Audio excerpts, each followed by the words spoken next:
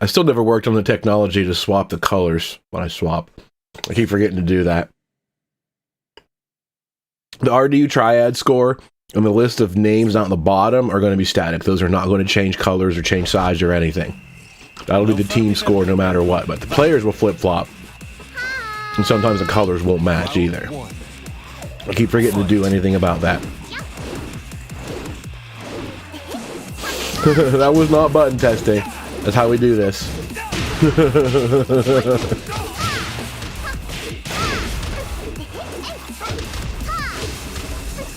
Nice block on the mid option, but it's destroyed for it.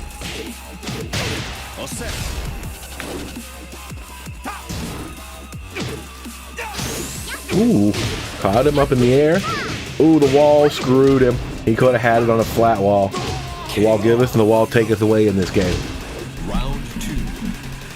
Fight.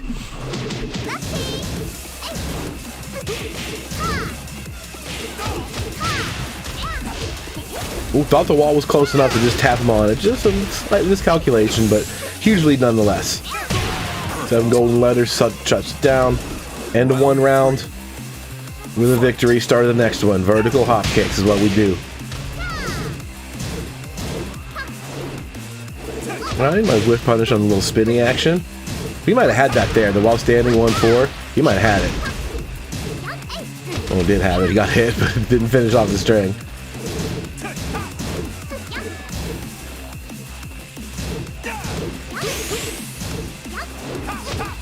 I mean, a couple whiff punishes is really all Jazzy's been able to manage to land this round. Got hit by a couple things and couldn't get anything of his own. Didn't seem like he had a rhythm in there. Didn't seem like he was ready to take his turn at key opportunities. And a lot of that is the spinny thing. The 1+2 spinny she does is not plus, I don't think. But it's so not negative that she still seems to have the advantage. She can just do whatever she wants there. Do a crouch move, do a hockey, whatever, and she'll win. A move being like -1 or -2 or whatever pretty much lets her keep going as long as whatever she does next, you know, high crushes, low crushes, or whatever quickly, and it will. You have to duck those. You absolutely have to duck those or she'll terrorize you all day. She has 2 mid options and one of them is safe. So she can keep it honest, but the high one is so good. Until you start actively ducking, which is, you know, a risk you don't need to take. You don't need to duck there. That's the only way to get around the effectiveness of that move.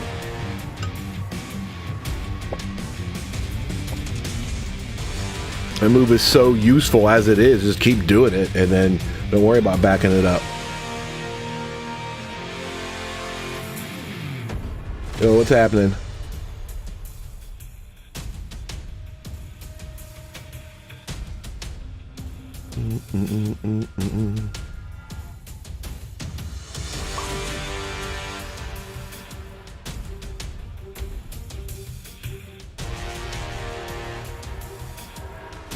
Boom, boom, boom, boom, boom, boom.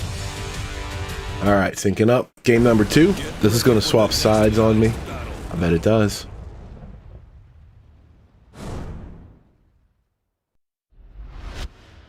Boom, side swapped.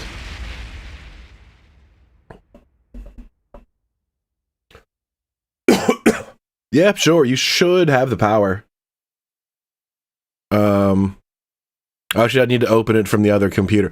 Let me wait till after this match, because I have to screen share from the other machine, and I don't want to alt tab out in the middle of the game. Fight.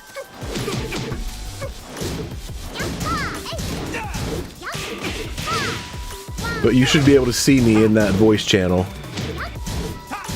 There's just no screen sharing yet.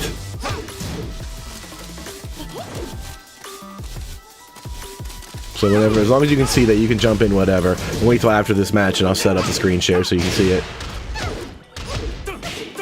Holy crackers, what is going on with this outfit?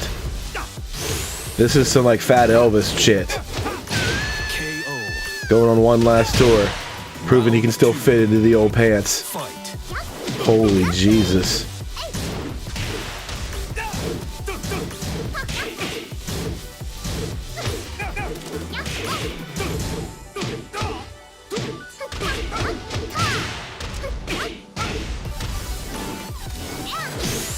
that running low makes her so annoying there. That was the one place you kind of felt safe. Because her running 3 is still really good. It's one of the better ones in the game. And you're okay, well, all she's going to do is just running 3 at this distance. I'll be okay, I just won't panic or anything. And now she's got a super dangerous low. She doesn't need to do 5 full steps to do the running slide low that other characters do. She can do that thing fast.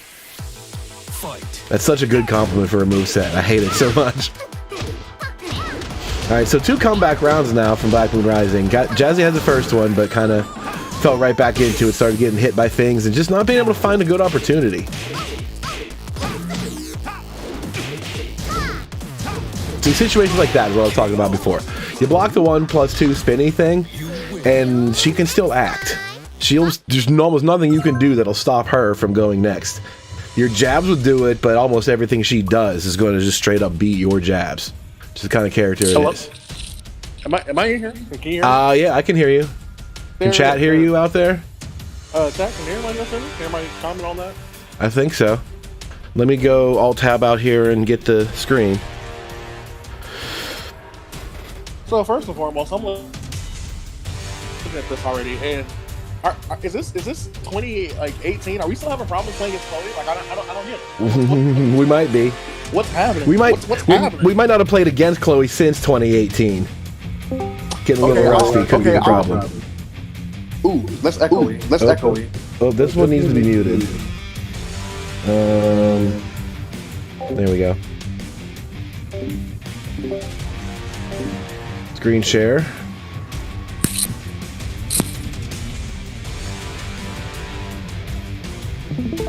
Okay.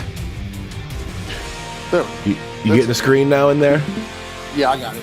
Alright, does it have sound? Should have sound. It does have sound. Yes, it does. Okay. This should be way better than it was before trying to do this. This one should be pretty stable. A lot of improvements. I hope you lose, Reed. I hope you lose to this way after all this time. I hope you lose. I hope RDU takes the whole thing 5 up. I hope they take the whole thing 5 up. How about that? Since nobody wants to hear us. You guys ain't heard from me in months. They heard from me in months. Terrible friendship we have here. I'm always better than that. See, you see that black on black crime right there. Right there. That's where it starts. This should be interesting though. RDU, Triad.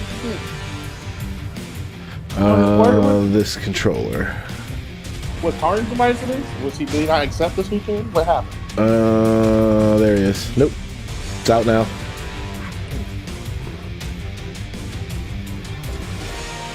But furthermore, how you guys doing? What's been happening? What's the news? Been almost to nothing happening. I'm kind of getting to the point now where I'm ready for this to be over, because I can smell online coming back in a month or so. This has kind of run its course. Oh yeah, offline it's on the way, and I'm super excited for it. So. Oh, there it goes.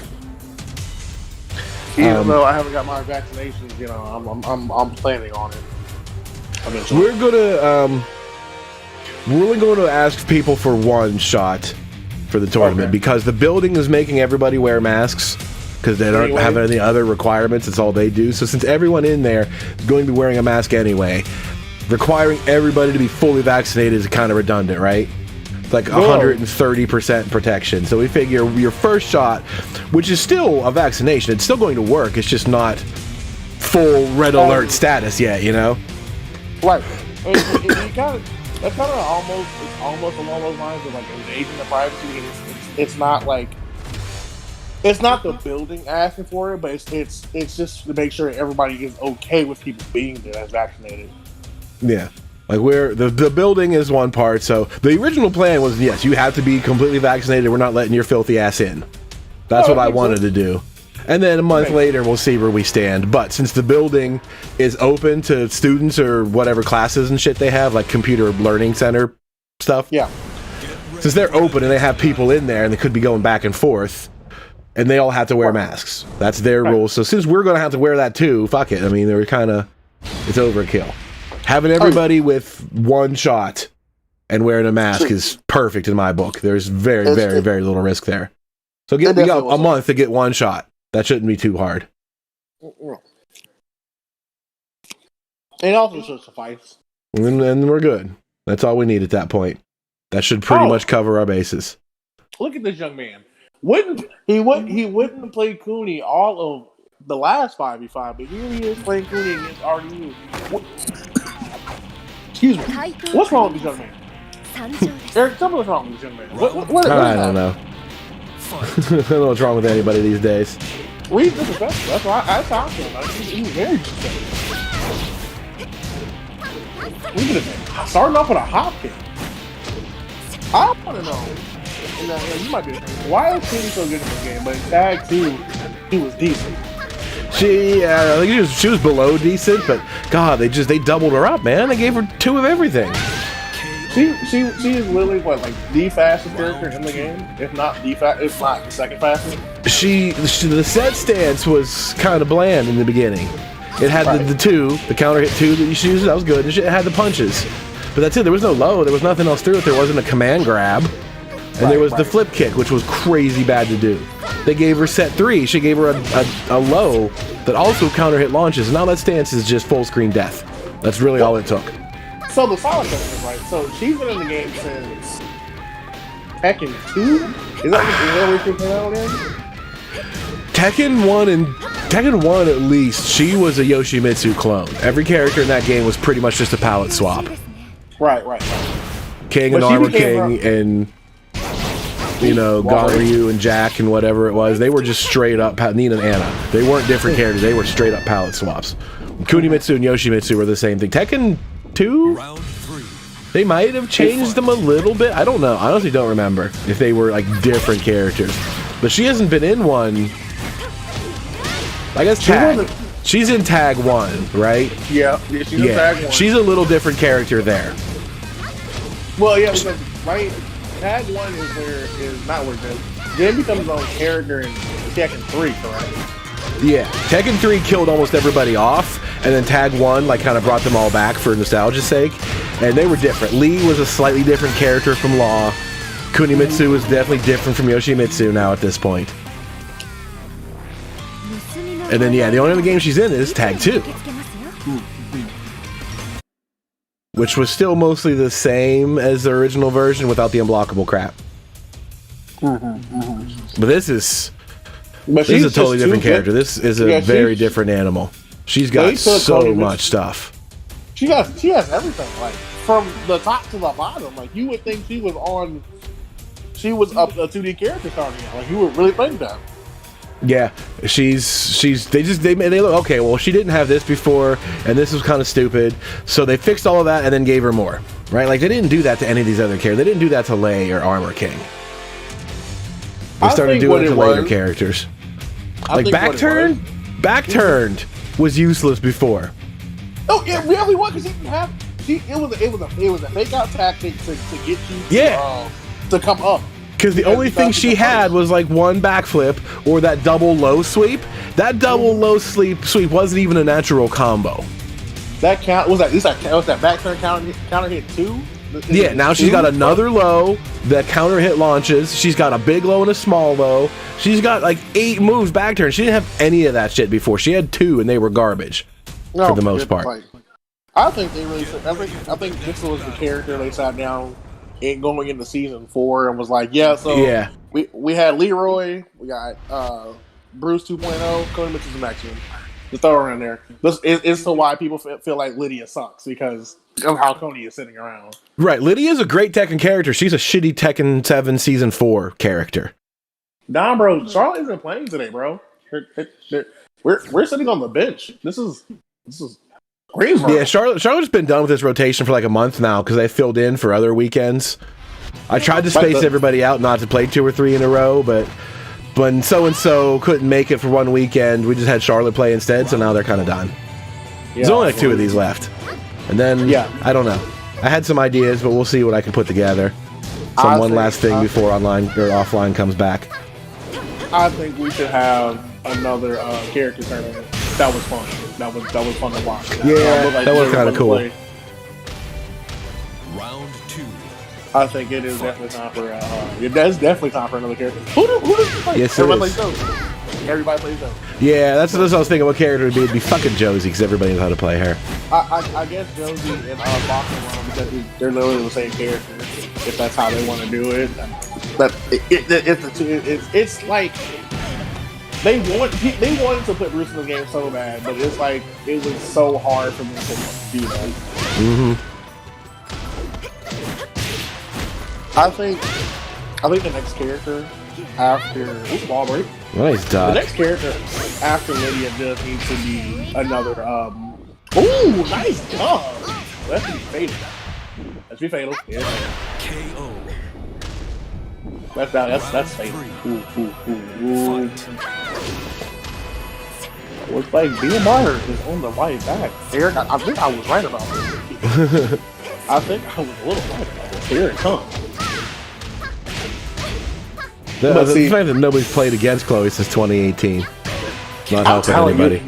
It's not helping anybody. It's definitely not. Oh, is that?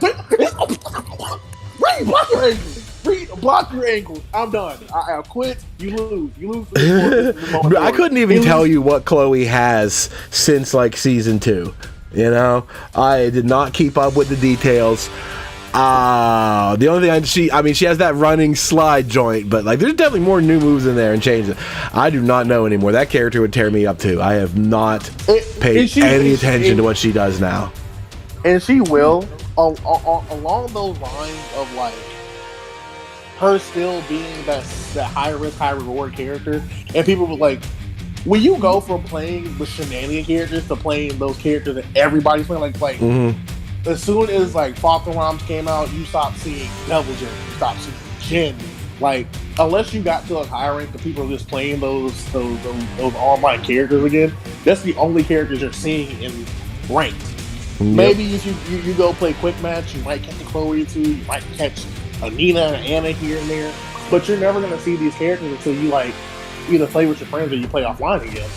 And you're right. Like, a lot of people get really caught off guard with playing against characters like Lee and Lei, like especially Ganryu, because you don't ever see a Ganryu online. I don't know why. Ganryu is good as shit. He was the dumbest, like easiest to autopilot character ever in the last game, and he's much better now. They did the same thing for him. Like, okay, what doesn't he have? Let's give it to him. Let's give him these sweeping ankle lows. Let's give him a full crouch stance that just blows through everything. And let's let him keep that back 2-1 horse shit. His rage drive is amazing. Like I think it puts you in full crouch. Does it put you in full crouch? I don't know. I haven't. If you block it, if you block them both, it probably does. Yeah. I've never seen anybody fucking block it. It's like 4 frames faster than the regular version. I cannot block that rage drive. Nah, bro, you are absolutely right. Ganryu was nothing but 50-50 all day. That's all he was, 50-50. Nothing but 50. Look at you, Reed. Look at you. Look at you. I'm plotting laying down for. It's okay. He gonna take those hits. Yeah, that's block on. That's fine. Watch you messing up though. Watch you swinging something crazy. But there's been a lot of changes to Chloe. I've seen like her double. I think you could grab around a double, but nobody's doing the double anymore. They're really going for that running slide. Yeah. It catches a lot of people off guard because they don't know it's a second. It's a second. Yeah, it almost took the place of that move entirely. Round 2. Fight. Oh wow, you're nuts. Okay, you're nuts. Great. So Eric, let me ask you, right? So why do you feel like Lydia is a bad character? Why are you having a pick this character? Because she doesn't have the simplest things that abusable characters do. Right. The Hell Sweep is the only like legitimate load that she has for offense. That's it. If it doesn't connect, if her Hell Sweep doesn't hit, which it doesn't a lot because its range restriction is really, really tight, the down back 3 by itself is her best low. It's like a 16 frame low and it's +3 on hit. That's excellent. That's a great low, but it's launch punishable. Right? Look at Kazumi and Law and Brian that have those lows that are of equivalent usefulness, right? Like +3 on hit or whatever. What are they, -12 or worse? Well, hers is a launch punish, right? So you have to use that low because the other ones suck. She has one low where she crouches and hits you with her hands. That's like -2 on hit. Like you're just pointless. There's no point to ever doing that. There's no point to doing that move. You're giving up your turn, which she never wants to do. She needs to keep her turn constantly, and it's hard to do. She does not have the lows to keep opponents on their toes. Look at the way all those other characters do. Look at what Leroy does, down 3-2 into stance. Look at Devil Jin with a broken plate and down back 2, right? Look at Fakumram with a million low options. And every time you get hit by something, you're frozen there. She can't do that. No, but you also holy shit. Yeah, you think about right now. Oh my god. So much damage. Eric, that combo has been doing the same amount of damage, if not. Oh, wow, you got hit by that? Wow. Oh, that's wow. Right. What? I'm clipping that. I kind of want to see that again someday. Please. Did you see he slid under the rage art? But wait. Let's talk about that actually. Do you remember when I did that at one of the downright fist tournaments? Where I did a back 3 against Jin and it hit, but it knocked him completely out of rage art. It completely knocked him out of rage. I forgot what the property of rage arts are, but because you get so much armor off of it, but you only get, I think, like, what is it, 15 frames of armor core? There's like a just frame trade window. There's like one window where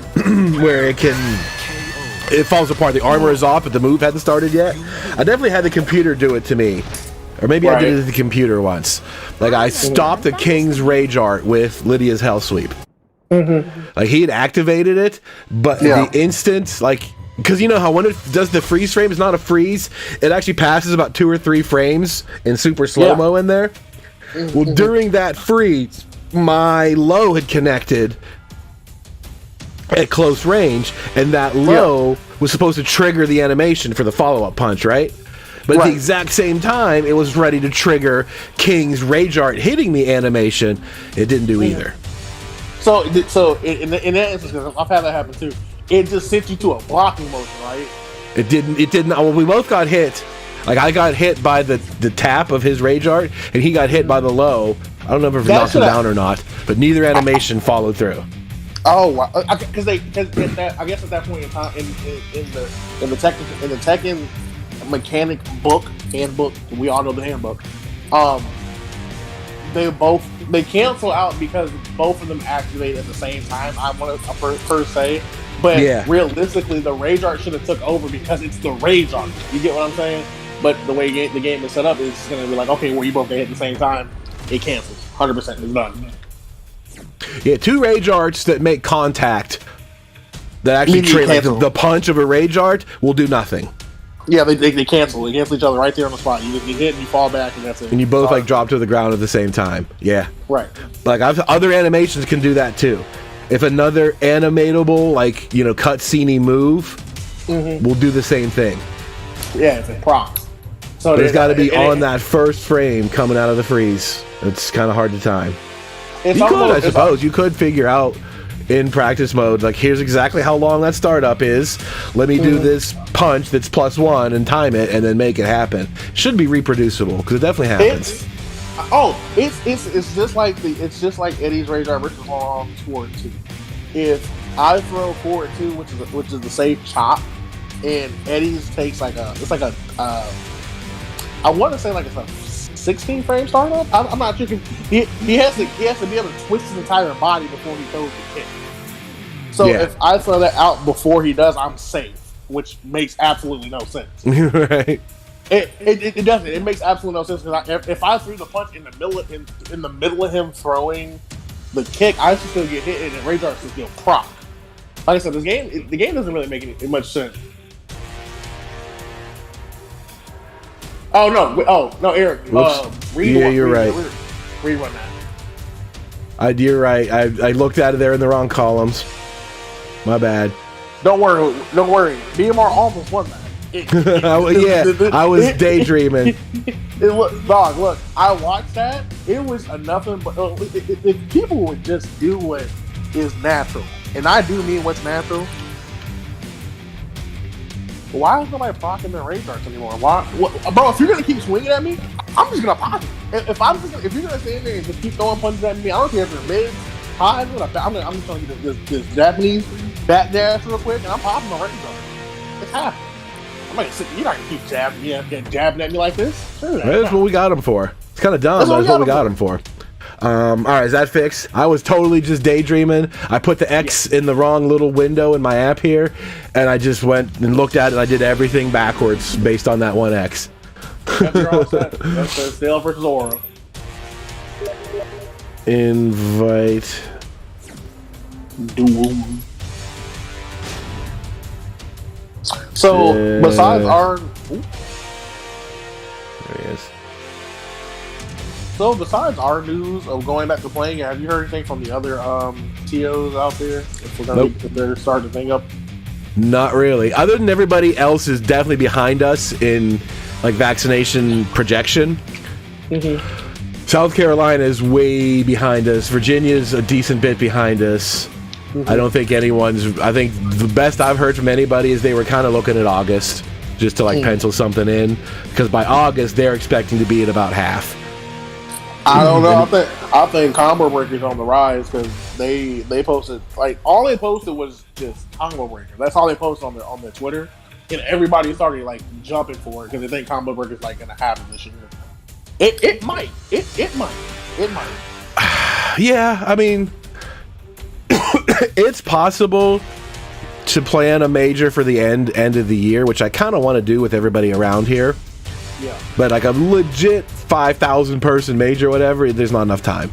Next year, sure, but it takes more than the 6 months that we have to get all of that, especially when now it's still kind of hard to track a lot of things and get a lot of services because not everything is normal. It's just too difficult a thing to do. But like KIT next year in January could probably be on track. So could Combo Breaker in the summer.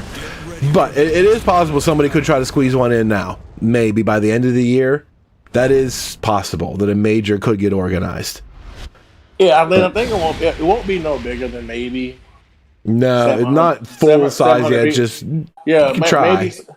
Maybe. I think what they'll do, like I said, maybe like 300 to 400 people max. Yeah, that's kind of what I want to look at. I want to get Raleigh and Myrtle Beach and Virginia, and I want to get everybody together and come throw one thing. Just buy the full hotel ballroom. We don't need a whole floor or anything. Yeah, and do it like what, like a 2 day Target. Yeah, maybe even just one. I mean, target like 200, 300 people. I don't know. I want to at least take a look at it once we get swinging here, how much manpower we need. And then pick like November or December or something like that. Yeah. Well, maybe. Yeah. Probably October-ish. Like, because the ending of the year, those last 2 months, that's hard for people because you got Thanksgiving, Christmas, Black Friday, you got all that night guy at the very end. Did he charge? Yeah. It did. I think so. I hate that glowy shit on characters just because you can't tell the difference half the time. I wish every character would have got the technical thing that Kuni got. I wish everybody got one, so she wouldn't be so significant. I don't like it. I really want a horror and have something like that. It's gonna be cool. Great. I actually need to really look into getting him some mods. Ooh, nice stab. Ooh, put that 1, 2, 3 finish. So what is your projection for this 5v5? Who do you think is going to take it this time around? 1, 2, 3. I think Aura. Last week, the first set last week was like the only one we ever had that didn't go like 3-0, 4-0. Right. It went back and forth, back and forth, back and forth. The first like 5 matches. This time, Round 3. I don't think it's going to end up 3-0 here. I think Aura's going to win this and then lose to Clam. You think so? You think that's how it's going to work? And then I think Clam 3-0s. And then the Aura run back, he wins. Raleigh 6-4, I think. if I had to just kind of like guess on instinct and like the way this goes and nothing else, like I'm not even considering. I don't give a shit who's winning right now. The way this works, I think it's going to be Raleigh 6-4. Round 4. I can see that. I can see that. I haven't seen. I mean, I've watched most of the 5v5s, so we're back to watch, especially the ones I'm in because I'm fucking stuck.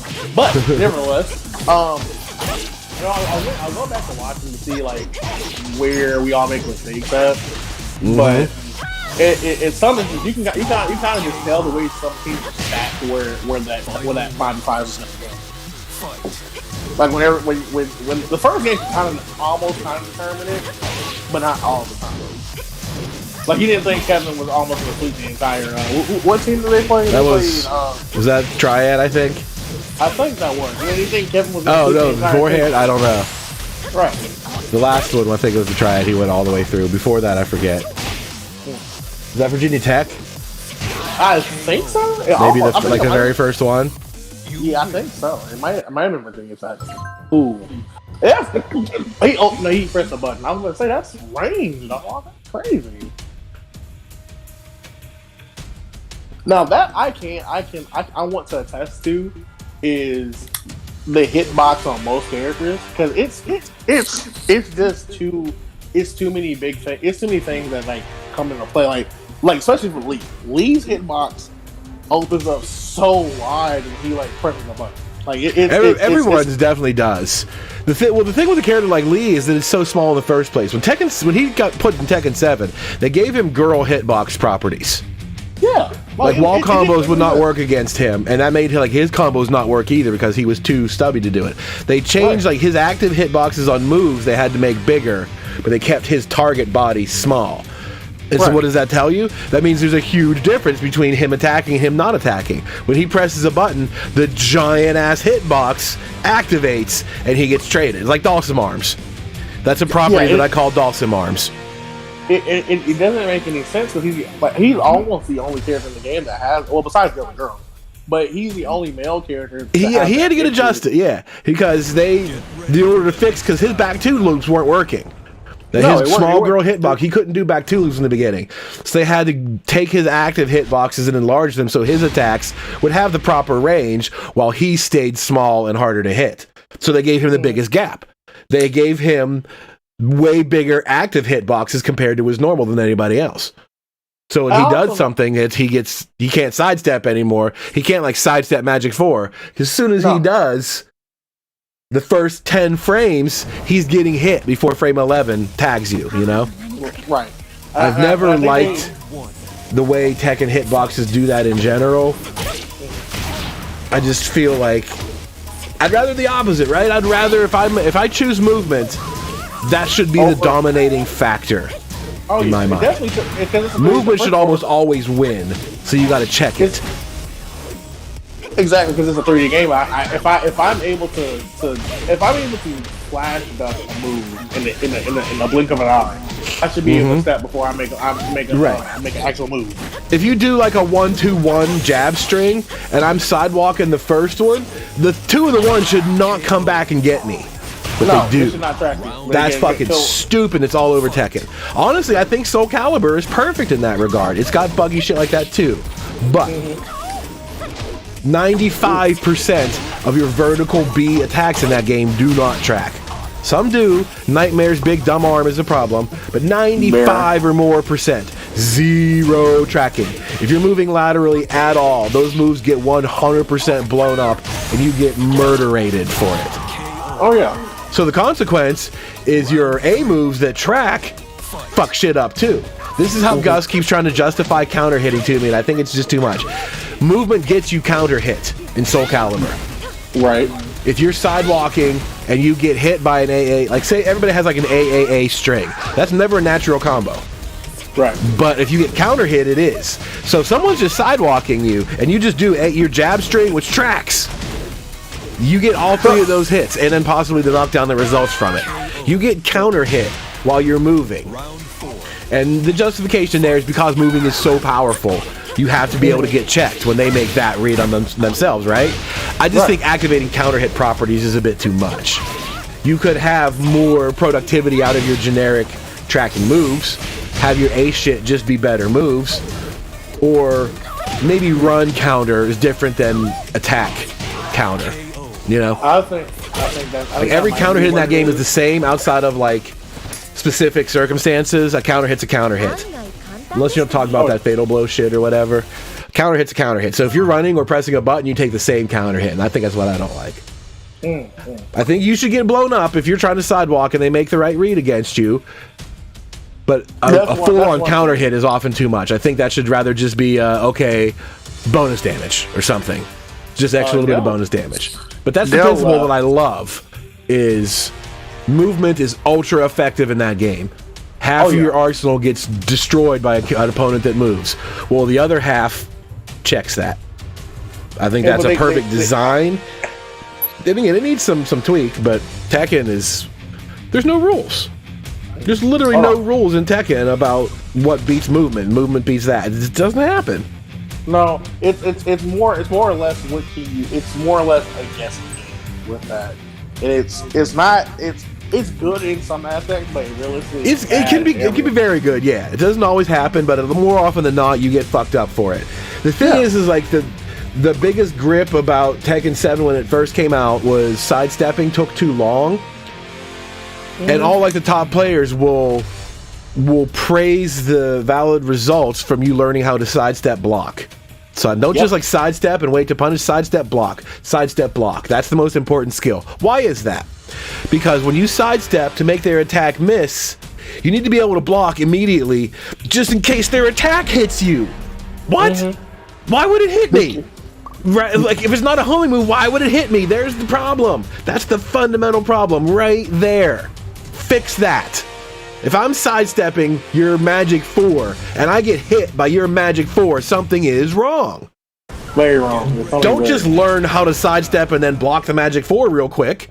That's bullshit, right? That's the whole point of moving, is I don't get hit. That's the nature of the game in 3D. I don't have to take high, mid, low mix-ups. I can get out of the way. And if you're not going to do anything to get out of the way, I should be free and clear. And it's just not. It's too much shit that hits you. Oh, this move tracks to the left. This move hits the left. This move... it's absurd. It's fucking absurd that Tekken is that sloppy. And not to mention, like, how many bizarre interchanges that occurs. Camera switches and side switches and... Bad camera switches. That just opens the can of worms to the worst shit in the game. And they don't know how to fix it. But Tekken 8 needs to back up all the way and rebuild. Honestly does. And I hope that's where we're going, because I hope Street Fighter Cross Tekken is forcing them to back up and rebuild characters kind of from the ground up with a different mindset. I hope first of all, I hope we go back to the balance system with that, because that works for both games, first of all. And the camera switches weren't that bad in Tekken 6. They only got worse in Tag 2 and T7. Yeah, I think so too, because they keep trying to fix it. 7's camera keeps getting worse every time because they keep trying to adjust the way the wall impacts work. When you do that little spinny animation, they try to make that stick to the wall, and then when it bounces sideways, the camera doesn't know. It's horrible. Tekken 7's camera is worse than Tekken 4. I'll be honest. That's the only problem with Tekken 4 is like shit would happen if the walls are going uphill and the camera wouldn't know what to do. Well, Tekken 7's no better. No.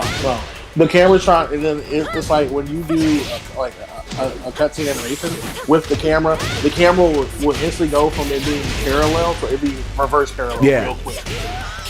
And there are lots of times you can't tell. When you play the computer Devil Kazumi, and she'll do the, like she'll fly up in the air and then whoosh at you, and you end up on the other side, it's straight up 50-50 whether or not you're going to go left or go right. You'll be behind her, but you do not know if it's going to be to your left or to your right. So it's impossible to start running. Because you'll start running and then you'll just stand there because all of a sudden it's backwards. Because the camera will flop. Because the camera does not pick. It does not know which way to choose. It's bad. I'm standing there doing nothing, and she'll do the move, and sometimes it'll flip to the left, sometimes it'll stay in place. There's no way to know. It's really pretty absurd how like erratic that is and how much it affects gameplay. It honestly affects gameplay a lot. Especially when you're at the wall and somebody rage arts and you were blocking, but then the camera comes out the wrong direction, so now you're not blocking? Give me a fucking break. Like, how do people not, like, draw more attention to this, dude? Hello, Mac Panther. Yo, what up, Panther? What's happening? Who is that? You know Got here right in the middle of it. Took match number 3. I'm already into, like, match number 6 levels of complaining about this game. It is a lot. There's a lot of shit that goes on. But I mean, that's... imagine if this game were perfect. Imagine if Tekken 7 weren't full of this dumb shit. Jabs that track and camera switches and fucked up. Imagine how good this game would be. But then we will complain. We will go back to what we were playing from the very beginning. We'd find other things to complain, yeah, but this would be the conversation for best fighting game ever if it weren't so buggy and erratic. Oh, well, I think so. I still think Tekken 7 is the best fighting game in general, only because of like the crowd involved. I mean, you get the party game, but then when you bring Tekken into the equation, it's like, bro, he faked him out with that? He did. He definitely did. Like, I don't think this game is as good as 5DR. No, nothing. 5DR, I mean, obviously, that exists in the era before there was balance. All kind of shit was broken in that game by today's standards, but that's... You have to throw that out the window. Games prior to 2009, you have to throw that shit out the window. Was not a factor then. Did not matter. 5DR was fun. It had a good roster. Everybody had new color outfits. Cool stages, the new additions. Movement still worked. You could sidestep people's pants off. Tekken 5DR was the peak. Because Tekken 6 on PS3 was a slog. You couldn't move. Block stun was like non-existent. Like, it was mash city and ugly to look at and feel. And it hasn't really recovered fully since then. Tekken 7 is better, but not enough. Like, I honestly don't think Tekken 7 looks that much better than Tekken 5DR in HD. You know what I mean? No, not in HD. But the only reason we like Tekken 7 is because it's the current Tekken. That's the only reason why we like it. It's more approachable than the last one. A lot of people had a hard time with the last one, which kept people from playing, so it's definitely good in that regard. I feel like this game was half-assed from Jump Street. We know it was. We know 7.0 came out in arcades, unfinished, with old assets, nothing but mistakes, while they sat there and collected quarters to work on it. Like they're not Bandai fucking Namco with $80 gajillion in their budget. Give me a fucking break. 2 years later, it comes out in console, and it's still not greatly improved. It's still just so full of shitty programming. Imagine if that were gone. Imagine if this game were clean. If they cleaned up all the shit that we hate, this game would be the best. Round 1. And I think the way to do it, like I said, is Street Fighter Cross Tekken. They back up. They have to rethink the way hitboxes work. Strip down the move sets. We don't need 112 different moves. Rethink the way a lot of this stuff works. Reprogram the hitbox detection system. Learn how to build Street Fighter characters into it and make Tekken characters meet that gap. That's what I want to see for the future. I want to see that system and then expanded upon for Tekken games. Not just layer on top of layer on top of layer on top of layer the way this game is.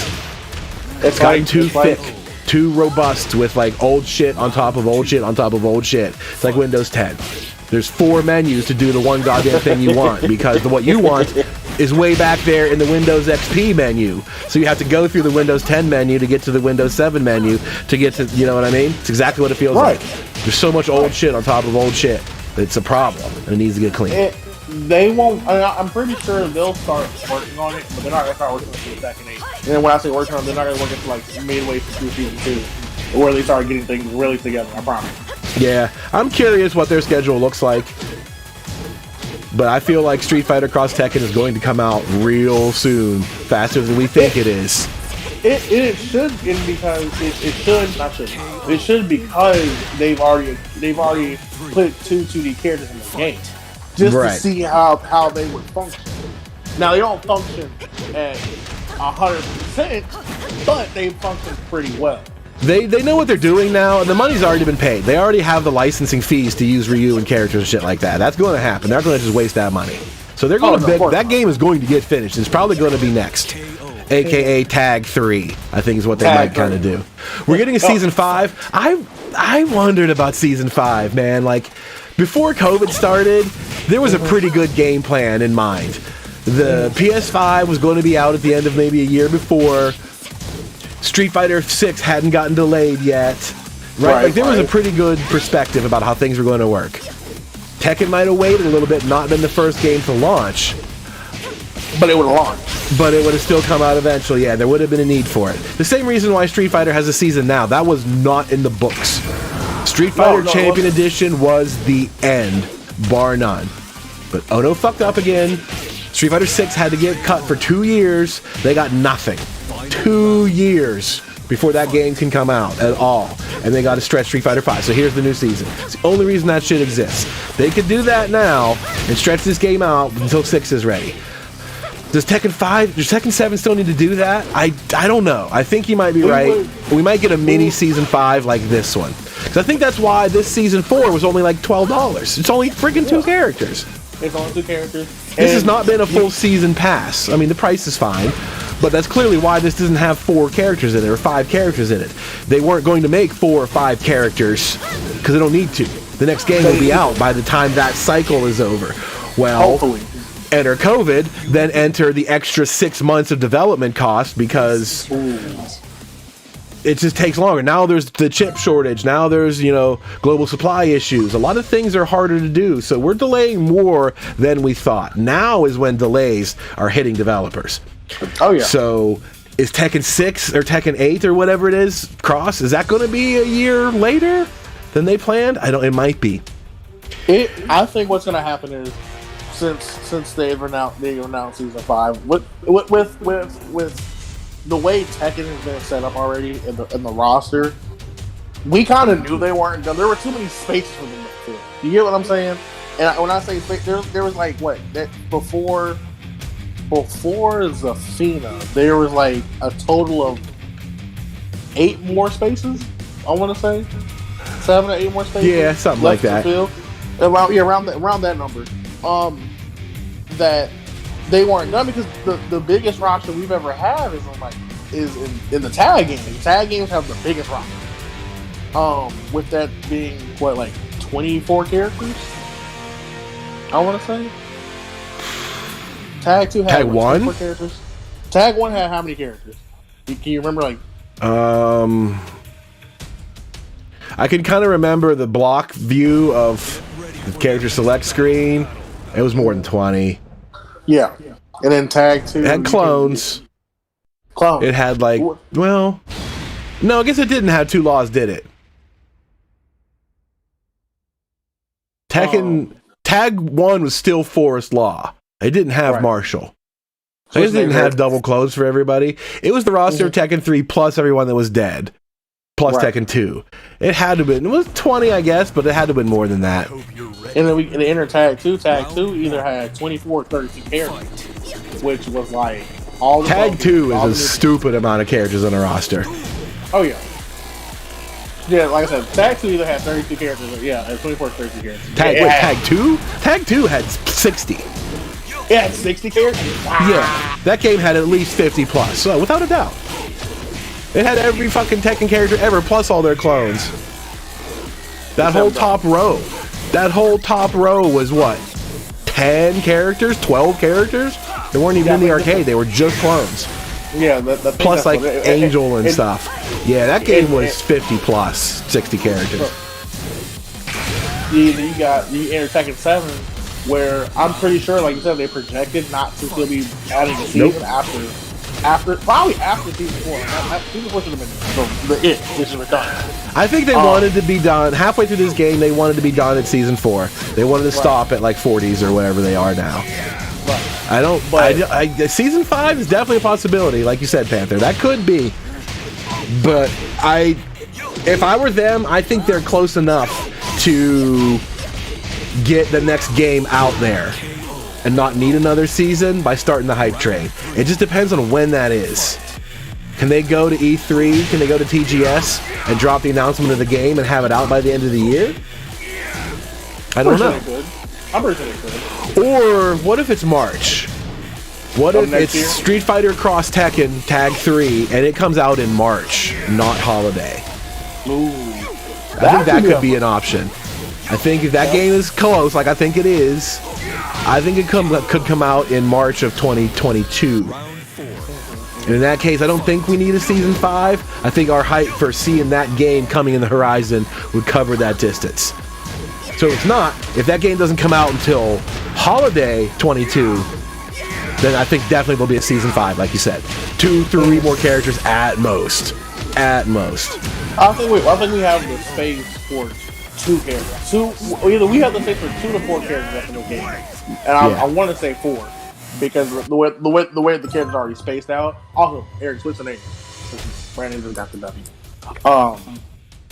But the only characters we would be projecting to put in this game would either be, I hate to say it would be Christy. It would be Christy. Bruce. It would be fucking Bruce. That's what I would fear. Christy, Bruce, Beck, and who's the last character that we're actually messing with? The only other characters that are missing that are relevant are Roger and June. Right, but unless Bandai Namco goes and gets like paid, realistically, they can just put Alex in the game and that actually fixes the situation. So, yeah, I don't know if I believe that wasn't more than just Harada being a goofus. I really don't believe they give 2 fucks about what PETA thinks about having a boxing kangaroo in the game. A boxing kangaroo. The kangaroo literally can box. It beats on it. Right. I don't think they give a fuck what PETA thinks about that. I think that was mostly just a joke. But then it's thinking about, like, you know what? Maybe we should just make a joke let's not poke that one, you know? Maybe not. Right. But I don't think that's ultimately stopped. If they wanted to put Roger in, I don't think that's stopping them. I do not want Jun Kazama in this nonsense. I do not want her in this game. I want her to be the figurehead of Tekken 8. I want her to be the Kazumi of the next game. When this game came out, like, insight into the Mishima story, the source of the devil gene, right? Let's bring the whole thing full circle. Let's show you all of this, like, crazy history of everything about the Mishima storyline with Kazumi as a new character. Even though she's still dead, she's in a flashback, but she's now right? That was a cool thought. Kazumi's still dead in the story. She's dead. The only thing she's in is one mission in the story mode, which is a flashback to the 70s. But she's a character in Versus. Obviously, this shit isn't canon. It's Versus. And that's what I want for June. I want June to appear in whatever fucking form it is as the inspiration behind Jin. Because remember, this game ends with Jin waking up, ready to settle it. Yeah. Lars and his robot and whatever, they get Jin recovered, Lee. They get Jin, like, healed up and ready to go, and he's about to go end this. That's the end of this story. So this is supposed to be about Jin putting an end to the devil line. That's supposed to be the end of the whole shit. That's June. That's exactly what she was here to do. Right. So she should be a major figure of the next game, in my opinion, not in this. Do not put her in this mess. Or save her for, like, the final show, the last hurrah for Tekken. Which is him versus his mother, not him versus his daddy all over again. Or it's a choice. What if it's that? What if it's arcade? Do you remember Third Strike? You could pick opponents that you would choose on your way. What if your arcade mode or whatever in Tekken 8 is you play as, or your story mode is you playing as Jin, and you earn good points or evil points or something, and you get to, like, the last stage and you can choose. That wouldn't be too bad, actually. That'd be a choose to fight your father and unleash the devil or something like that, and then choose your mother, or, you know, you know what I mean? That's what the fucking story needs. That's how the story should end. Is that it? Is that the match? Wow. No, that was 1-1. Wow. Yeah, Brandon, what you won the first one?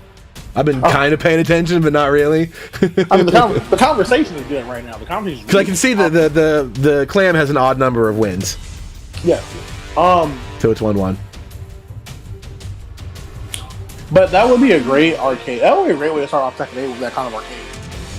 Just to see how it goes. I mean, the story obviously is going to have... the game is obviously going to have a story mode where Jin goes and beats on Kazuya. He's going to have to... I'm pretty sure it's going to happen. Just gonna have to go find Kazuya, Akuma, and then find his mother. That's going to be the train track, and then just add Lars and Lisa to that situation. Are we still in a world at war in the Tekken timeline? Because like when Jin took over the Zaibatsu in 6, he just kind of lost. He's like, fuck it, fuck all of this, and like there were wars, like those little. You see the map right now on the screen, the red like bubbles. Yep. The pings around the globe. That shit was going on in that game. There were battles and wars all over the place because of Mishima overblowing itself, and Jin made it worse. He definitely did. And then 7, the storyline, you see Kazi and Heihachi are fucking shooting space lasers at each other. The narrator, the mystery narrator, came from some like war-torn city that the Mishimas attacked or whatever. So like, do we just not have a good grasp? I feel like there's a World War III is happening around the planet because of Mishima ambitions. They just don't like really focus on that a lot. That's why you see the Twilight conflict stage is busted up and all that. I feel like there's an actual world war going on that these guys are responsible for. This is kind of in the background because we watch devil fights. But that's a setting for the story mode. For as Jin to travel the world and either set things right or make them worse. You go to war-torn blank, and you fight the characters there. And you can choose your path. You can try to stop the wars, or you could just cash in, right? Good guy, bad guy path. That would be sick. That would be an innovation in the world of fighting games. A story mode with an actual character choice, like Mass Effect. It'd be ultra sick if they could do something like that. It's not like it's hard. You just have to hire writers that know what they're doing. But, I mean, who knows? I've got high expectations because I don't want this to be bad. No, but you gotta also remember, I don't want it to be more of the same. I don't want to see this game again with more shit on it. So I'm envisioning ways it could get better.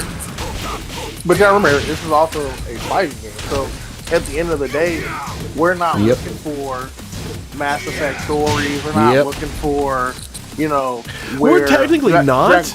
However, what fighting game sells literally double and triple of every other fighting game, no problem? Mortal Kombat. That's also true. But they're writing copy also because of how MK is it the new MK that came out where Raiden and Liu Kang finally figured out that they keep killing each other in every iteration of the game. That's kind of throughout it all. But Mortal Kombat 11, the new one, sold a second story mode for $40 more. That is also right. I forgot. Liu Kang, they got to the center of time or whatever, and realized they could end the cycle. And now there's another story mode where they find, okay, let's try to do something different. Let's try to change the future or whatever it is. They sold a whole other story mode because people like that story mode shit so much. It's so cool. It is, because there's a bunch of characters. There's a bunch of returning characters in the story mode. There are a bunch of like hidden gems that people like. A lot of nostalgia is also. That's also what it is, because this Mortal Kombat just became a very nostalgic game because they just added so many new characters, so many old new characters. Right. Well, that's the kind of shit that we want. We like these characters. Fucking keep them around. Or kill them and then reset time and bring them back. Hell yeah, do that shit. That's what makes those games so cool. More than the violence, it's the story mode and the crazy cast. Cowboys and wizards and robots and ninjas in this like time-traveling murder combat story. That's fucking sick, dude. There's no angle of that that's not sick. So that's what you do. That's what you do with that shit, is you tell these crazy stories and miss fantasy matchups. What if so-and-so fought so-and-so? That's what you do. That's how you make this shit work. And no one's been able to reproduce that at all. Is that Leroy? What character is that? It's Kazi and Lily, and who's the bottom? What am I looking at? Oh, the bottom for you is the Falkenram. This guy plays Falkenram. Oh, okay. I couldn't tell. I thought it was a fist up. I didn't know if that was or Leroy. But that might be. I don't know if you're seeing my sub artwork or not. Yeah, because you're looking at my screen. All of my character panel artwork is all the Junie version, not the original ones. So you're seeing different artwork than you're used to. Those are good. I actually like those artwork in this game. A lot of it's pretty good. That's artwork from Tag too, right? See, it doesn't swap these. There was what I miss is I can't think of the fucking guy's name. The guy that does Soul Calibur too. Soul Calibur also. I don't think he's done Tekken artwork since 6, maybe. Like when like Tekken 4 and 5 first started having like arcade modes with those like still panels in between. The guy that drew those is just the best. Who drew the blacked out Tekken 7 panel? The darkened, you know what I'm talking about? Like the all black and white ones? Yes. Fuck, I can't think of anybody's name. Junie and JB Style. It's just like I can't think of it specifically. A Fukumura or a Fukujima. I don't know. I can't think of his name. It'll pop on me eventually. Round 2. There's like 3 or 4 distinct ones, and there's the one guy that does like the cartoony, sexy versions, which I'm not a huge fan of. No, I mean I like Lee's since he's like. Some of them are okay, but a lot of them are. Yeah. Yeah, they're just not what you want, you know. Yeah. Like I said, the customization of this game was bad in the first place. Nobody really cares. Yeah. If I'm gonna look at these characters all day, I want them to look cool. I do not want to see a goddamn Christmas sumo wrestler. No, God, no. Nobody wants to see that, but it's hilarious. Yeah. This is hilarious for sure. That's not the direction I'm trying to go. Right. Like, this is why I kind of missed the Arena Arcade. Not because it was great more in Tekken, but like, at the same time, the character customization they come up with in Japan is hilarious. Oh, I'm sorry, Reed. Are we imposing on the tournament on this 5v5 that we all love to hear about? You sit your mouth in the losers bracket. Anyhow, this I don't think I've talked about a match in progress yet. I'm probably not going to start. I mean, it's not that bad. It's kind of how we were talking about earlier, where this is going to go. As in, as what you kind of predicted for this. Just having this here and then at the Wazoo. This is where I was so far. I think Clam was going to go all the way to the end and then reset Aura. And then he'll go 2 more. That was my call. So I'm still good so far. So good so far. Eric, have you actually started playing the new Resident Evil? Or what all have you started? Have I what? Have you started playing the new Resident Evil? Yeah, I'm 2/3. I'll finish it tonight. When we're done here, I'll go back to it. I should be able to finish it. I think I'm around the end. Most RE games are about 10 hours long. And people are complaining, oh my god, it's only 10 hours, it's so short, bro. It's 10 hours in-game. It's like 12 with your cutscenes and shit like that. That's totally fine. These games are born for replay value. Not to mention mercenaries and all that shit. 10 is perfect. That's the whole goal here. And I'm at like 8, probably, something like that. I'm getting there. I think it's 10 on regular, like on regular mode, like not on normal. But if you play that on professional, that's a good. If you've never played Resident Evil, that's a good 15 hours. I'm not gonna lie. If you've never played Resident Evil before, the thing that's coolest about them is no matter what, like every Resident Evil game is exactly the same, except for 3. 3 was short, but like they all take 10 hours.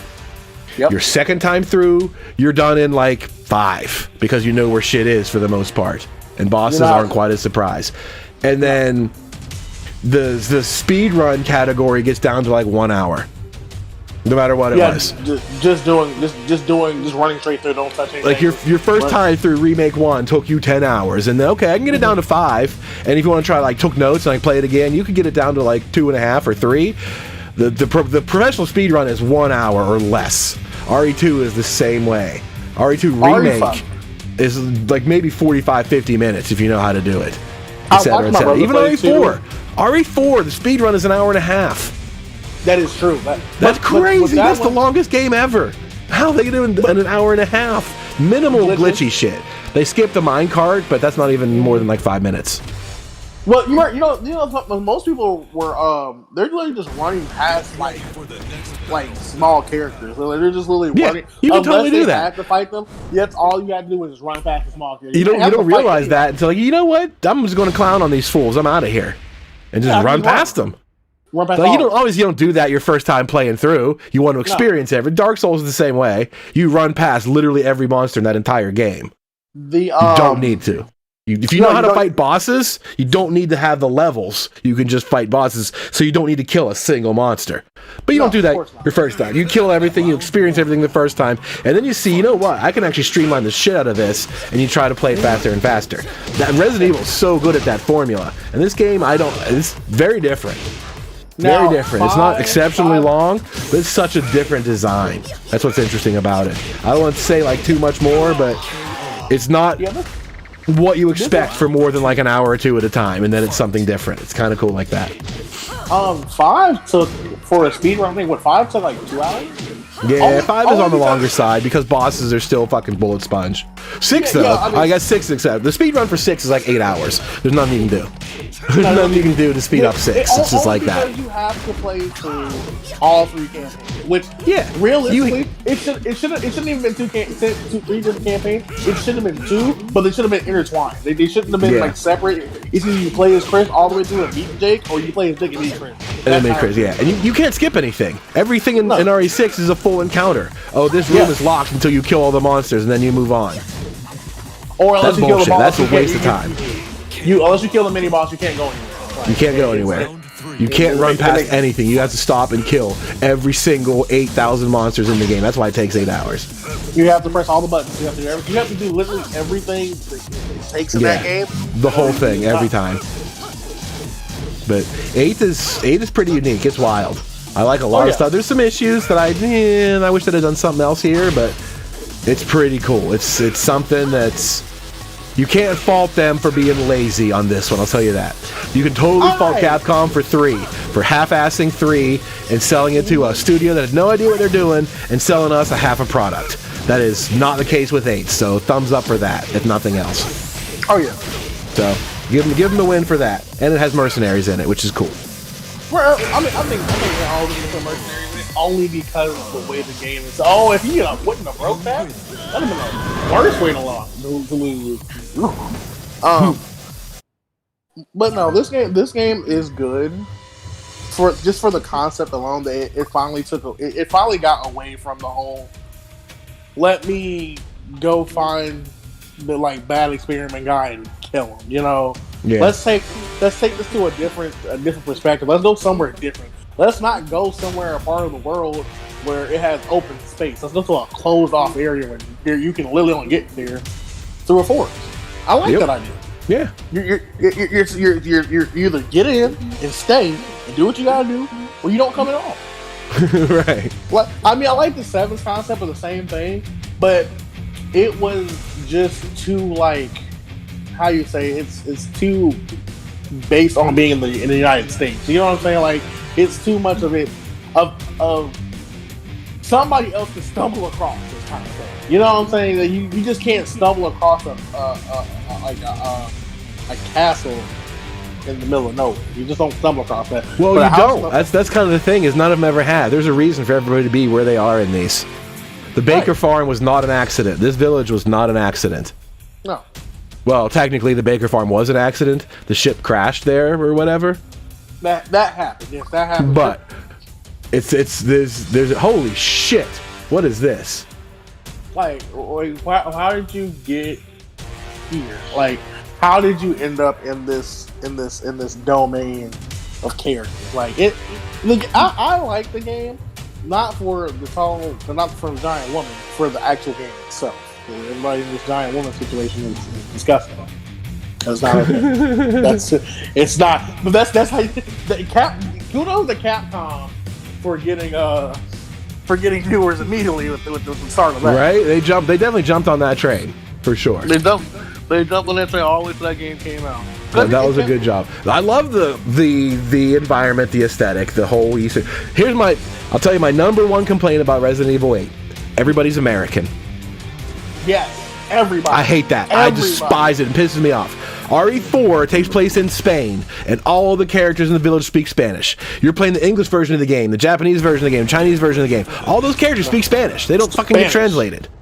Salazar speaks English, but he speaks in an accent, Mr. Scott Kennedy. Yeah, exactly. He's got their accent. RE5 takes place in Africa. All those dudes are African dudes.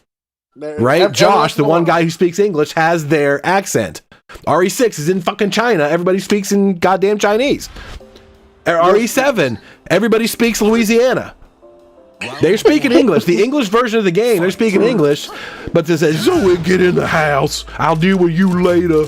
It's perfect. That's what those people sound like.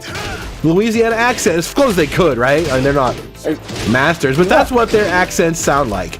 They gave them Louisiana English accents. So go to RE8, where it's in a mishmash of European culture villages. Everybody's American with no accents, and I fucking hate it. It's really bad because the where it was set, not in it shouldn't take place in the time period, but it had to. But everybody in the town should have had an accent. So that's right. I would be okay. The crowd wouldn't. That's the reason why. You have to talk to them too much. Yep. You talk to the villagers in that one cutscene in the demo, and they're speaking to you in English. I would have been totally fine if that were in fucking Polish or whatever, and you didn't understand it.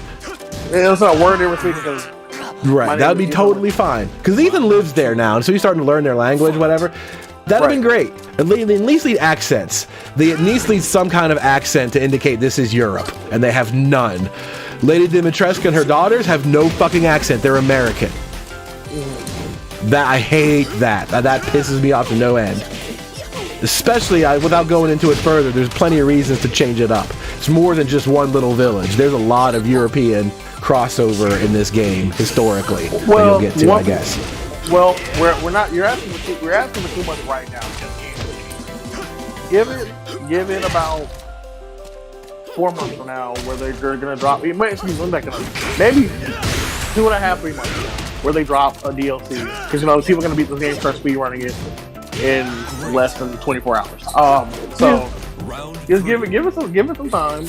They'll work on it like they always do. I hope they give us more DLC than what they gave us for the rest of the stuff. Because if you look at the map, this thing is like huge. It's a big ass map. Well, they haven't done DLC since 7. 2 had none. Let's be honest. 2 had those gauntlet runs, and that was a huge fucking waste of time. 3 didn't have anything. They gave you that stupid multiplayer game that nobody wanted. This also has the stupid multiplayer game that nobody wanted, but it also has mercenaries. That's 5 had the speed run for what Jill was doing and whatnot. There could be a chapter, right? There could be one extra chapter of this, a prologue chapter, I think, at best. Right, from Chris getting the orders to go to his house property. Right, stuff like that. Somebody that was there at the captain point. It makes a lot of sense. Well, like I said, just give it another 2.5, 3 months. See if they drop the DLC. If not, we'll just wait on the next Resident Game movie, whatever they're gonna release. It's definitely good enough. That's my only real true complaint is their voices. They're good voice acting, but why are they fucking American? You couldn't get somebody to fake that accent. That really pisses me off. That really blows the suspension when they're just like this whole village in the middle of nowhere, vampire Eastern Europe village, and none of them are like blah, suck your blood, Dracula. You know what I mean? Fuck that. That's what I want. I don't want Americans. I want Lady Dimitrescu running around. Blood. I want to suck your blood. You know? Fuck. Just like the Mortal Kombat movie. But first, before I go on to that, let's just talk about how Day 5 has taken Sam 3 consecutive times. Every time he's done this with his range on it. Right? He does this every time. As soon as he gets it, he does it. It is so unfair. It works. It works. It works every time. He got a game up. He got a game off of that. He did. He definitely did. But talking about this Mortal Kombat movie, first and foremost, it was a okay movie. That's it. That's all it was. It was too Americanized. Yeah. They wanted to follow the initial story, but not really, and that's what made it bad. If you would have followed the initial story, Mortal Kombat movie would have been just fine if it was a tournament, or First and B, foremost. ended with the tournament and only followed like Lin Kuei shit the whole way up to there. Right. If it was just a Scorpion versus Sub-Zero movie, and you kind of met these other jabronis briefly, and then they show up at the end, and there's a tournament, roll credits. And they do get out and whatever happens. Yeah, But, they tell these like- stories about all these characters that have no fucking reason to even know each other if there's not a tournament, right? Nobody, Kano and fucking Scorpion and Liu Kang, they never met each other until they were on the island. It's goddamn And that Enter the was it. Dragon. That's the whole fucking point. Mortal Let's go to the Kombat is Bruce Lee's Enter the Dragon set in the world of Big Trouble in Little China. So Yep. listen to that sentence a couple more times. That's all that is. And then they weren't moving fast enough in that movie. I get it. You have to appease the audience that don't know about the game, but at the same time, first and foremost, nobody knew where the fuck Cole came from. Nobody knew who Cole's character was supposed to be. Cole just existed, which made absolutely no sense. Yeah. Terrible, Cole's a character they can control. They can do whatever they want with him. They don't have to worry about old stories or being faithful or whatever. They can just make him whatever they want. Like, fucking what's it? What I say about is Resident Evil Alice. Oh yeah, like that. She has nothing to do with the Resident Evil games or comic books. Yeah, exactly. She's a character the movie studio can write whatever they want, and there's no connection. That's what Cole is. No, Cole lets them just tell their own character that they can do whatever they want with. not to mention. So starting off, you sent Scorpion to hell, which was right, but he immediately comes back and murders the first fucking Sub-Zero. He literally outright murders him. So why did it take the whole hour and like 25 minutes for you guys to get to that point? Like it took you the entire movie for me. Like Why did it take 2 hours for people to realize Haley Joel Osment could see dead people? Shouldn't have taken that long. That movie shouldn't have been. It shouldn't have been so much talking. It should have been little talking, more gore. That movie should have been all gore in one motion. Nobody should have been talking that much. We shouldn't have that much comedy going on in that movie. Right. It was pretty hilarious. Not gonna It lie. just didn't seem like this is the right team. This director-writer is not what you want for this kind of movie. They maybe had good intentions. No. Maybe it's the studios. Like, no, we want more of this. We want more. We have all these like handsome actors. We want more FaceTime on them. Who knows why? But they clearly did not push this thing in the right direction. In like a better direction, right? Let's say that. They Could have pushed been a us better in- direction. I mean, I want to see where we get to with the second movie, because obviously there's going to be a second movie. That could be great, right? That could fix all the problems. It'll be a big ass tournament, have all these characters, lots of cool action, occasional like stare down scenes. I'm going to get you. No, your quest ends here. Shit like that. Right. That's kind of all we really want. And then reveal the evil plan. Shao Kahn has this interdimensional plan. Boom, done. Simple. Tell it. Tell that story. Or that, or it's Shao Kahn, and then the guy that's behind Shao Kahn. What's the dragon guy's name from? Is it Armageddon? What's his name? The other Kahn, the one, because he's over Shao Kahn, even though Shao Kahn is the strongest Kahn that ever existed. What is his name? I just heard. I don't know any of their names. 5, 6, and 7 are just. Those games are over my head. What happened to the scoreboard here? I got a name deleted. Did you do that? I must have hit clear instead of that. Yeah, swap sides anyway. Play on one. There we go. And then you got this movie alone, not too bad. Now, did you watch the King Kong versus Godzilla movie? No, I did not.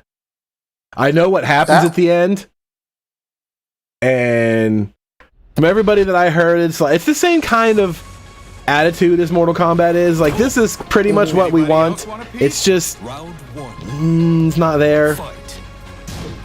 I felt it was there. The movie was good, only because of the way King of the Monsters ended to set this movie up. Because you kind of knew what was coming. You get what I'm saying? If you watch, and that's all that really matters. Right. We don't need too many humans and their little plot threads. Most of that is useless. It doesn't matter. I want to see these two giant jackasses fight the entire movie, and I want these giant robots fight them all.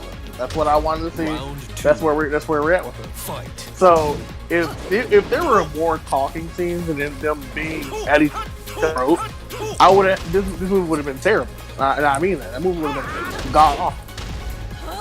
Like the one before it. Right. Like that's the problem. Is I don't care about this scientist and him finding his daughter. I don't care about this other scientist and him redeeming his. Shut the fuck up, monsters. No, nobody don't care. I want to see these on Earth world we got being tear each other's throats out. And it's what we got. Every time Godzilla got to the battleground, it stopped being about the humans. They either cut the humans out, they either die right there on the spot, or they get away and they watch Godzilla start fighting somebody. Same thing with Kong, or whatever giant reptilian beast was on that island. Yep. The movies were good. I just want to know what direction they're going to take now, since they're not fighting each other anymore. And kind of the last two kaiju. Well, there's still plenty of other shit to fight going on, right? The ending of it, there's still places to go, and there's lots of rooms for. Isn't there supposed to be a Godzuki in this new one? Isn't there a baby or an egg or something? They didn't say. I think they mentioned an egg somewhere. I don't know. I thought I heard somebody talking about it, because I remember when there was a fucking Godzuki cartoon in the 70s, like Hanna-Barbera cartoons, where they would just make literally anything that came across their table because they love cocaine. They would make any cartoon you could think of. Fuck yeah, let's do it. Woo! All right, sounds great. There was a Godzuki cartoon. Really? Like a team of ragtag adventurers that would travel around, and Godzilla was there, and like sometimes Godzilla would help, but little baby Godzuki couldn't breathe fire or anything with like a character on their ship, and it was like a Scrappy-Doo type of thing. Holy fuck.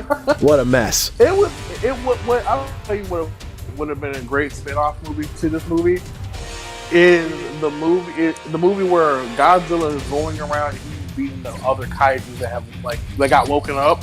Yeah. Like all the other kaiju that are awake. That would have been a great spin-off movie in like the next year or so. Or maybe roll around beating everybody's ass. Just roll around. That would have been dope. Right, that's what I want to see. Put that in a Mortal Kombat tournament, right? Get fucking Ed Boon to make a Godzilla fucking tournament fighting game. That was all 5 players, so they need to resurrect their champion, which is likely going to be Aura or J5. We don't know. But it'll be J5. I'll wait till I hear it from one of them, who they're going to actually choose. But there's always lots of ways. This one, nobody had like that 3-0 run that established, all right, this is my day. I'm feeling it today. No one really had that yet, so there's kind of like a lot of grounds to choose who it is at this point.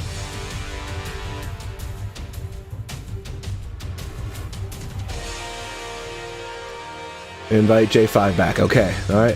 There's the official word. J5 is there. It is.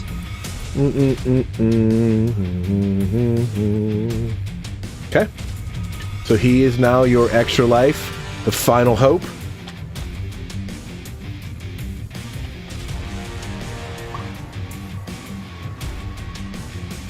But you know something. I have jumped the gun on a lot of stuff we should have been talking about right now here. Let's talk about this cartoon that everybody's watching on Amazon Prime. Have you watched Invincible yet? Invincible? No. I watched The Boys 2 years ago. What do I need? More daddy issues. More daddy issues. That's what you need. Because the cartoon is what everybody needs to watch if you didn't watch The Boys. I don't doubt that it's good. It looks like it's very well done. There's a lot of good characterizations. There's adult situations, lies and betrayal and shit like that. I have no doubt that it's good, but what the fuck is such a big deal? Like, it's not like a story that's never been told before. Did you not? It's on Amazon, right? Yeah, it's on Amazon. Invincible's an Amazon show? You have Amazon. Did you not watch The Boys last year? What the fuck? Why are people so, like, taken aback by this show? Like, I've never seen anything like it before. Bro, I've seen, like, 5 things like it. I have no doubt that it's good, but everyone's acting like this is fucking sliced bread. They're acting like some motherfucker came in and sliced up your bread and is like, yo, check it. Well, maybe this guy that came and sliced my bread this time, he toasted it. Put butter on it. Then he put butter on the shit, and now it's a wrap. Now it's a wrap. Hey, look, guy, you can't go against it. So, like, Invincible, like I don't want to doubt it. I'm not trying to talk shit on it or anything, but I've been saying a lot recently, my favorite thing about the hot new show is when everybody shuts the fuck up about it. Yeah. That's the best part. 2 weeks after it's over, everybody's done talking about it. Thank fucking God. Everybody's gonna take every panel of this show and make memes out of it and stick like, Jesus fucking Christ. Just watch the show and be done with it. Shut up, right? It's not like everything has to be a cultural changing event. There hasn't been a cultural changing show in a long fucking time. Oh no, not since the Boondocks. There's good shows. There's plenty of good shows out there, but fuck, man. I'm still pissed off at that fucking Sandra Bullock movie we couldn't see. Which one was that? I don't know what it's called. There were monsters out there and you couldn't see. If you looked at the monsters, you would die or something. The whole world had to live their lives as survivors blindfolded or something. You weren't allowed to go look. You're talking about Bird Box, yeah. Bird Box, yes. Perfect. Fuck that. That wasn't, again, not a bad movie, but Jesus Christ. People act like they've never seen a movie before. That's the first thing they've ever seen, the way they talked about it. The way the movie was set up was the first time they've actually... That Netflix, first and foremost, that Netflix came out with a really, really good idea for a movie, and it was a good idea on screen. It was a good movie on the screen. It was a cool idea, and the way they went with it and changed characters around, they did a good job with it, sure. But it wasn't like I haven't seen a million other movies that are comparable or better or similar, you know? Like, that's the way everything is anymore. One thing is good, and that's all people will talk about. And I'll watch like, okay, that was good. Thanks for, like, inundating the last 2 weeks of my life with nothing but talk about this fucking movie. That's what I hate more than anything, is like, the whole world stops to focus on a show while it's on. It's the same way when The Boys came out. Like, when we got to, like, season 3. It was the exact same way. All the way up until they got... And there was Mandalorian was the same way. That chess show was the same way. And, what was the other one? Like, I love that people can talk about a show. Like, you know, a show can be this huge phenomenon and everybody talks about it and it's like it's a big thing. The way there were water cooler sitcoms in the 90s. You go to work on Monday, everybody would be talking about this show. That's what today's version of it is. But Jesus fucking Christ, man. It's enough is enough sometimes. Not every single thing needs to be a reference to Invincible. Not every single thing needs to be like, oh my god, Invincible, did you see this? Oh, it's just like, oh, geez, shut up. I know it comes from goddamn kids. I know it comes from goddamn kids that have no history in anything. The kind of kids that think, like, you know, they see an old rapper on a guest studio, like, yo, somebody just got his career made, when they're talking about, like, Snoop Dogg, you know? That kind of shit. Snoop Dogg will do a track on a fucking Future song or some shit like that. Be like, yo, this Future just gave this homie a career. Okay. Please don't ever talk again. Right. That whole generation that seems like cut off from previous generations. Like, they don't seem to realize there was culture before them. When we did, our parents did, they often hated it. Like, I'm aware of 60s and 70s music, and a lot of that is because of 90s hip-hop. All those dudes sampling Gladys Knight tracks and stuff like that. I'm aware of the culture that came before it. But now, is anybody that listens to rap music now into 90s rap music like that? Very fucking few. Right. It's like that shit is gone, and this is what we have now. There's no, like... And again, they're not being put on to Snoop Dogg because of these tracks and guest spots and stuff like that. It's just like, man, that shit's old, bro. It doesn't matter anymore. Movies are similar, right? They're just remaking movies for our generation because there is no other way to keep contact with it. Nobody like... Nobody's actually thinking. I'm not gonna lie about that. Nobody's actually sitting down to write an actual idea. And they're like, oh yeah, let's just remake this just because we can. Yeah.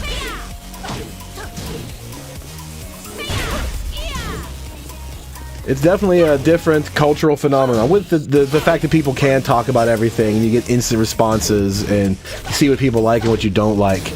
And it gives voice to everybody, right? People can talk about this and be heard, but now there's too many people that I don't give a shit what they think. I don't want to hear it all the time. And it kind of just dilutes everything you hear that is reasonable. It's hard to trust anything. That's the thing about Bird Box. Like, it wasn't a bad movie. It was not anywhere close to what people talked about. I watched Attack on Titan for its whole first season, and I was like, "Are you fucking kidding me?" Planet Earth. It was bad. Attack on Titan should not have took this long to tell me the fucking story. No, it shouldn't. It should not have took that long. It shouldn't have took fucking 3 seasons to sit there and tell me. Shut your punk ass up. Anyway, it should not have took that long. Nobody cared who was in the fucking basement. I want no Titan to come out. The entire planet Earth was raving about Attack on Titan. Like, oh my god, this is the best thing ever. I watched however many episodes of that there were, and I'm like, bro, there was 20 episodes that amounted to about 4 episodes of Evangelion. This is just a shitty version of that I don't care about anybody in. I didn't watch Attack on Titan. I'm not gonna lie. I didn't watch Attack on Titan until this current season. Everybody says it's way better. It's awesome now, but I don't trust them anymore. I don't know who said that it. I don't have the time to go through everybody says Attack on Titan is fucking awesome right now and find the people that said it was awesome in its first season and cross them off because their opinion is wrong. I don't care. That hype ruined it for me. So many people are like, dude, this is the best fucking show. No, it's not. It might be now, but it's too late. I'm not going to watch it now. You had your chance. You had a whole season, and it was boring and pointless. That's like the same people that said at first that Naruto was bad coming out. You get what I'm saying? Because they were doing this with a whole bunch of talking. Sorry. Now I can appreciate filler like being a waste, and I can appreciate having it in there, but still, there's plenty of people out there that can tell a story the whole way across an arc of episodes and keep it together without wasting everybody's time. Right. Everything can still fit together and be part of the puzzle. Attack on Titan was not, and it was a huge waste of time. I'm not going to go back. I don't give a shit how good it is now. I really don't care. I really don't care. I'm not even watching it, the show itself. I'm not even watching it for the premise of the story. I want to be here to watch the fights they get into. Absolutely. Because that's the only good part I can sit there and physically put myself down and actually watch. Is them fighting each other. That's it. Yeah. That's it. I can't watch anything else. It's like going back and watching Dragon Ball and watching Dragon Ball Z and literally sitting there watching them talk for the first 50 episodes. Right. It's not like it's Shakespeare in between. No, it's not. But it's like, what do you actually do? But here's the line. Here's the line: is you could take Evangelion or Cowboy Bebop and watch every single fucking second of it, and not have to skip anything.